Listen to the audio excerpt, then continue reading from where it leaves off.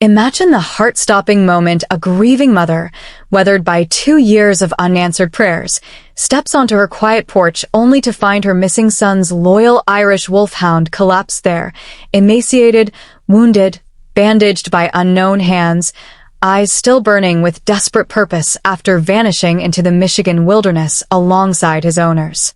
In that single instant, hope and horror collide. A dog presumed long dead has clawed his way back through 2 brutal winters, carrying a secret so dark it will unravel a web of corruption, torture, betrayal, and murder hidden in plain sight among those sworn to protect. This is the true story-inspired nightmare of Dean Spence, Jocelyn, and Rufus, a tale of unimaginable suffering, unbreakable loyalty, and the slow, painful triumph of truth over systemic evil. Welcome to this educational deep dive. We will walk through every shattering chapter, building advanced English vocabulary, mastering powerful idioms, exploring philosophical lessons on resilience, justice, and moral courage, while connecting this modern tragedy to real historical patterns of law enforcement corruption and the universal human struggle to hold on when everything screams to let go. The late afternoon Michigan sun hung low, painting Elizabeth Spence's tomato plants in shades of weary gold as she knelt among them, arthritic fingers tugging at stubborn weeds with the stubbornness only 72 years can forge. Each pull sent a fresh protest through her knees and hips, yet she refused to yield.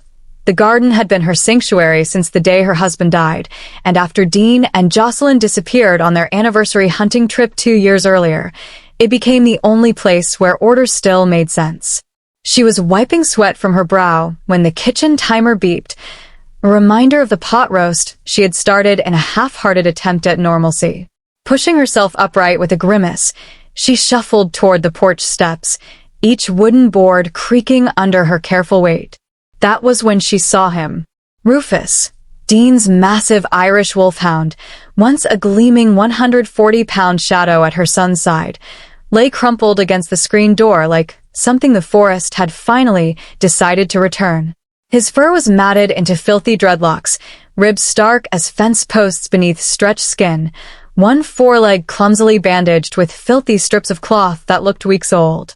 A raw, oozing wound crowned his forehead. His left ear was notched as though something had torn away a piece. Yet those deep brown eyes, still carrying the same gentle intelligence that had once made Jocelyn laugh and call him the gentleman of dogs, locked onto Elizabeth with unmistakable recognition. The trowel slipped from her fingers and clattered down the steps. "No," she breathed, one hand flying to her chest as though she could physically hold her heart together. "It can't be." Vocabulary moment. Weary gold is a poetic personification that paints sunlight as tired and heavy, mirroring Elizabeth's exhaustion. The idiom, to hold her heart together, means desperately trying to keep overwhelming emotion from breaking her apart. Historically, Michigan's upper and lower peninsula forests have claimed countless hunters since the 1800s logging era. Real cases like the 1980s, Paulding Light, mysteries and multiple unexplained disappearances in the Huron-Manistee National Forests fuel local legends of people vanishing without trace. Emotionally, Elizabeth moves from mechanical routine into raw shock in seconds. Her first instinct is denial, a classic trauma response philosophers from Epictetus to modern trauma experts recognize as the mind's temporary shield. Rufus gave one feeble tail thump, too weak to rise, yet the effort cost him a small whine of pain. Elizabeth's shaking hands finally found her phone.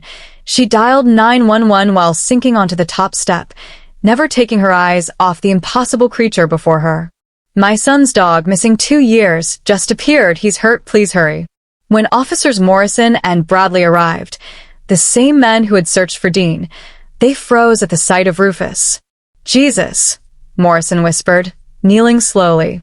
"It really is him." While the veterinarian assessed severe malnutrition, dehydration, and an infected cranial wound, Elizabeth sat numb in the patrol car en route to the station, mind racing through every terrible possibility. The crude bandage screamed human intervention. Someone had cared for Rufus recently, someone who knew enough to wrap a leg but not enough, or didn't care enough, to seek proper help. Detective Walsh, compassionate yet professional, guided Elizabeth through the initial statement while a growing crowd of DEA colleagues filled the room, faces etched with the same question burning in her chest. If the dog survived 2 years, where was Dean? Philosophical teaching here echoes Viktor Frankl's logotherapy. Even in deepest suffering, meaning can be found by choosing one's attitude. Elizabeth chose hope the instant she recognized Rufus, refusing to accept the presumed dead label the department had quietly settled on. Modern relevance. Today's English learners can study trauma narrative structures, how short, fragmented sentences, "No, it can't be," convey shock far more powerfully than long exposition. Idiom spotlight. Without a trace means completely disappeared with no evidence left behind, a phrase journalists still use when reporting real missing persons cases in vast wilderness areas. As the veterinarian confirmed Rufus would live but needed weeks of care, Elizabeth whispered to the air, "You came home, boy. Now tell me where my son is." The answer, she sensed, would not be gentle. What would you do if the one creature you trusted most returned from the dead carrying proof that someone you loved was still suffering? Would you have the courage to keep asking questions even when every answer threatened to destroy you? Night settled over the house like a heavy quilt as Neil Spence burst through the door, eyes wild after the frantic drive from Detroit. He dropped to his knees beside Rufus's bed, running careful hands over the dog's gaunt frame, while Elizabeth recounted the afternoon's surreal events. "He lunged at Officer Volkov," she said quietly. "Growled like I've never heard him growl, not even at the meter reader." Neil's jaw tightened. He had always trusted his older brother's judgment, and Dean had trusted Rufus's instincts above almost everything else. When Detective Walsh called with the update, Rufus's trail meandered for miles, but eventually went cold at several streams, suggesting natural survival rather than captivity. Neil exploded. "They're already writing Dean off again." He stormed the garage, emerging with Dean's old pack, rifle, GPS unit, and enough supplies for a multi-day search. "I'm going back in tonight. If Rufus made it out now, something changed. Someone let him go, or he escaped. Either way, there's fresh evidence." Elizabeth's plea, "At least wait for morning," was met with the same stubborn look she had once seen on her late husband's face. Neil hugged her fiercely, promised satellite phone check-ins, and drove into the darkness. Alone again, Elizabeth sat vigil beside Rufus, stroking the dog's enormous head while he slept fitfully. Around 10:30 p.m., a firm knock sounded. Through the peephole, she saw Officer Dmitry Volkov holding a manila folder, expression earnest. "I found connections in Dean's old case files, possible leads on why he was targeted. I know it's late, but I thought you'd want to see immediately." Hope flared. She opened the door wider. The instant Volkov stepped across the threshold, Rufus detonated. Despite sedation lingering in his system and fresh stitches, the wolfhound hurled himself against the crate wire, snarling with primal fury, eyes locked on the officer. Volkov paled, hand drifting toward his holster. "Probably smells my K9, he offered weakly. Elizabeth wrestled Rufus into the crate, apologizing profusely, then led Volkov toward the kitchen for coffee. She never saw the chloroform cloth coming. The chemical reek filled her nostrils. Strong arms pinned her, her arthritic hands clawed uselessly. "I'm sorry," Volkov murmured as her vision tunneled. "But your son made this necessary." Rufus went berserk inside the crate, throwing his 100-plus pounds against metal until the bars rattled. Elizabeth's last coherent thought before darkness swallowed her was simple and shattering. "He tried to warn me." He knew. Advanced vocabulary. Primal fury describes rage rooted in instinct rather than reason, perfect for animalistic reactions. Idiom detonated, exploded suddenly and violently, adds explosive drama to the scene. Historically, cases of corrupt officers using their position to facilitate organized crime echo real scandals. The 1990s Rampart Division crash unit in Los Angeles, where LAPD officers ran protection rackets for drug dealers, or Michigan's own 2000s police corruption probes involving evidence tampering and informant coercion. Emotionally, Elizabeth's arc deepens from fragile hope into betrayal trauma. She trusted the badge, and the badge betrayed her. Philosophical lesson drawn from Hannah Arendt's Banality of Evil. Monstrous acts are often committed by ordinary people simply following routines and incentives. Modern English application. Contrast polite surface dialogue, I thought you'd want to see immediately. With violent subtext, learners can practice spotting manipulative politeness in real life and media contexts. As consciousness faded, Rufus's desperate howls became the last tether to the world she had known. When the chloroform wore off, she would wake zip-tied in a rusted shipping container, wrists already swelling, and realize the nightmare had only just begun. If a creature who cannot speak risks everything to scream a warning, what excuses do we have for ignoring the instincts that tell us someone or something is terribly wrong? Consciousness returned in fragments, pounding headache, chemical aftertaste, cold concrete against her spine, wrists bound so tightly that her arthritic fingers had gone numb. Fluorescent lights buzzed overhead. Dmitry Volkov, no longer in uniform, stood watching her with clinical detachment. Why? Elizabeth croaked. Because your son refused to stay quiet, he answered flatly. Two large men entered speaking rapid Russian. After a curt exchange, Volkov ordered, "Get her up. Time for a family reunion." They half-dragged her through dimly lit corridors of stacked crates and oil-stained floors until they reached a plywood-walled room padlocked shut. The door swung open. Chained to a support beam on a filthy mattress lay a figure so wasted it took Elizabeth several heartbeats to recognize her firstborn. Dean Spence, once 6 feet of lean muscle and quiet confidence, was now a walking anatomy lesson. Cheekbones like blades, eyes sunken in violet shadows, hair and beard matted into filthy ropes. Heavy chains clinked as he jerked awake. Mom. The single word contained more pain than Elizabeth had ever heard in one breath.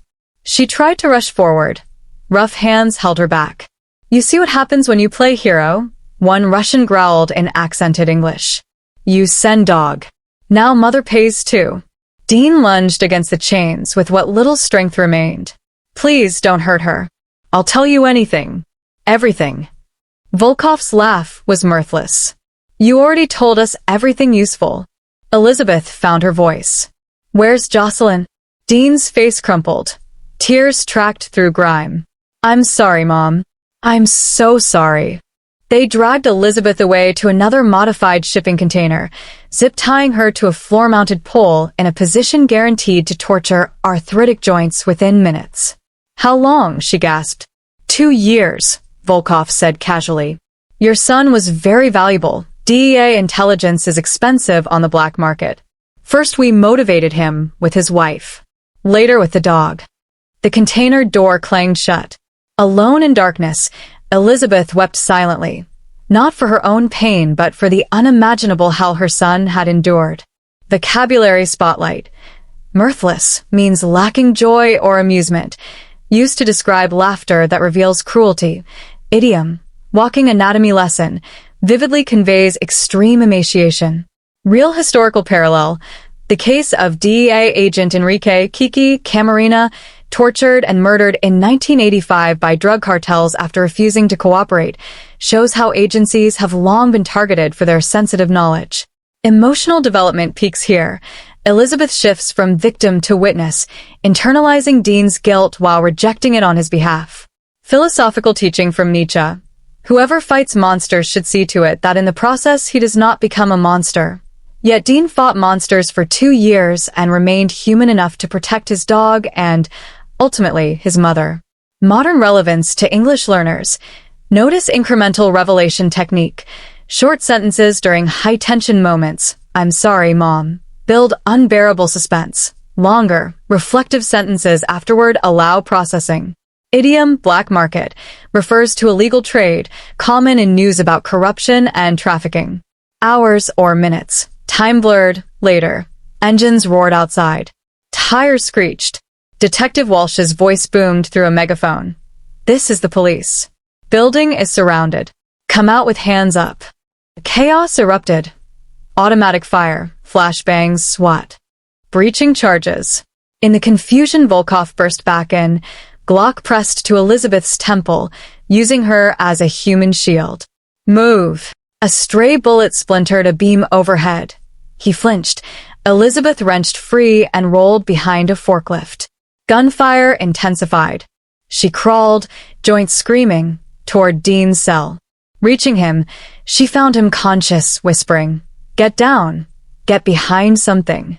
Officers stormed in moments later. "Police! Hands up!" Neil pushed past them, rifle slung, face draining of color at the sight of his brother. Jesus Christ. Bolt cutters snapped chains. Paramedics swarmed.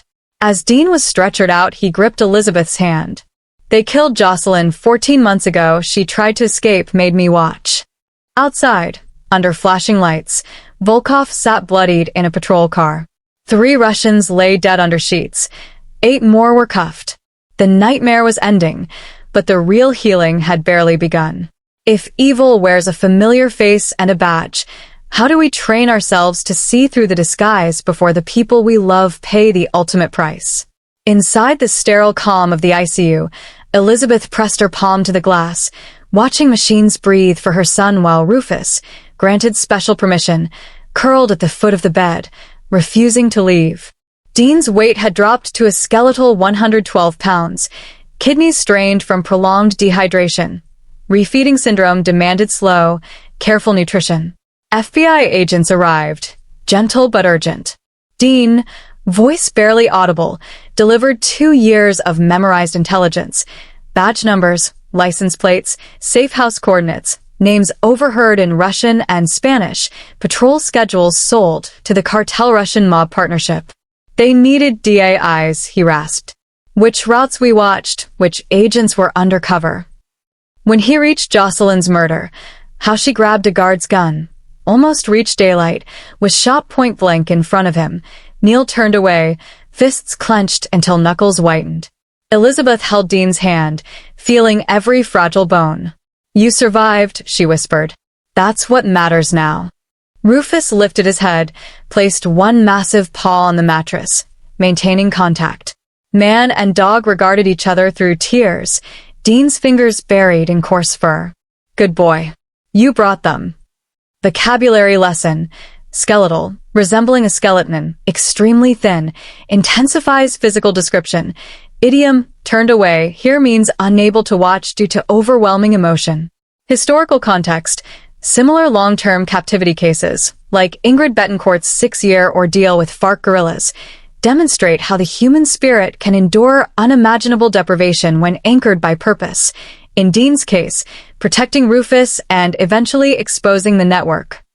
Emotional arc completes. Dean moves from guilt-ridden survivor to whistleblower, reclaiming agency through testimony. Philosophical wisdom from Viktor Frankl again. Everything can be taken from a man but one thing, the last of the human freedoms, to choose one's attitude in any given set of circumstances. Dean chose defiance by memorizing details for revenge and justice. Modern English learning. Reported speech, he said it was my fault, versus direct speech during emotional peaks heightens immediacy. Practice converting between them for advanced fluency. Idiom, pay the ultimate price, means losing one's life, a sober phrase frequently used in news about corruption's human cost. When Dr. Hernandez later confirmed Rufus would recover fully, Dean managed his first real smile in 2 years. He's tougher than all of us. As arrests rolled out, dozen officers, Border Patrol agents, logistics personnel, the warehouse yielded more grim discoveries. Additional remains, ledgers, burner phones. Justice, though delayed and incomplete, was moving. Elizabeth watched her sons, Neil fierce and protective, Dean fragile but unbroken, and understood that survival is not the end of pain, but the beginning of its transformation. What would you choose to remember, to carry forward, if everything you loved was used against you? Would you let cruelty define the rest of your story, or would you turn memory into the weapon that dismantles the very evil that tried to destroy you?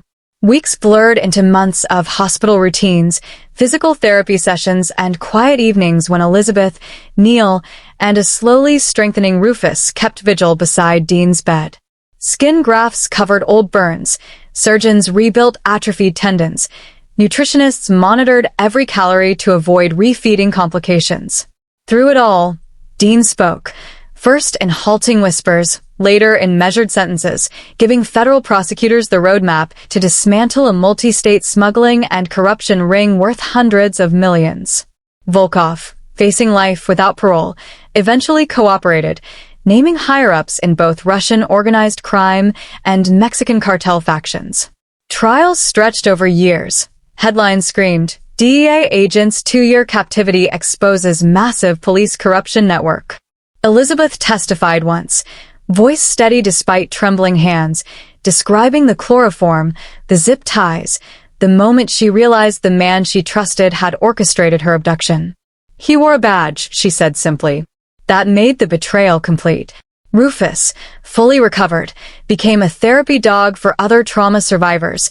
Children in burn units laughed when the giant wolfhound rested his head in their laps with infinite gentleness. Neil sold his Detroit condo, moved home to help with renovations, ramps for Dean's eventual wheelchair, widened doorways, lowered counters. Family dinners returned, quieter now, missing Jocelyn's bright laugh, yet filled with a hard-won gratitude. Philosophical core. Hannah Arendt's insight that evil is banal precisely because it hides behind routine and normalcy reminds us to question authority constantly, not cynically, but vigilantly. Emotional resolution. Dean's guilt never fully vanished. He would always carry Jocelyn's last moments, but he transformed it into purpose, mentoring young agents on recognizing corruption from within. Modern relevance to English learners. Legal and medical vocabulary, atrophied. Refeeding syndrome, prosecutorial roadmap, appears frequently in news. Mastering these terms prepares students for real-world reading, court documents, medical reports. Idiom, hard-won gratitude, means appreciation earned through great difficulty, perfect for describing post-trauma growth. As Rufus lay snoring at Dean's feet one quiet evening, Elizabeth looked at her surviving family and felt something she thought she had lost forever. Fragile. Stubborn hope. The wilderness had taken much. Jocelyn, 2 years of Dean's life, pieces of everyone's innocence, but it had also returned Rufus, the loyal witness who refused to let evil win. In the end, love and memory proved stronger than chains. If a single dog can walk through hell for 2 years just to bring help home, what excuse do we have for staying silent when we see injustice wearing a friendly face? Choose courage. Choose truth. Choose to be the one who keeps walking until the light breaks through.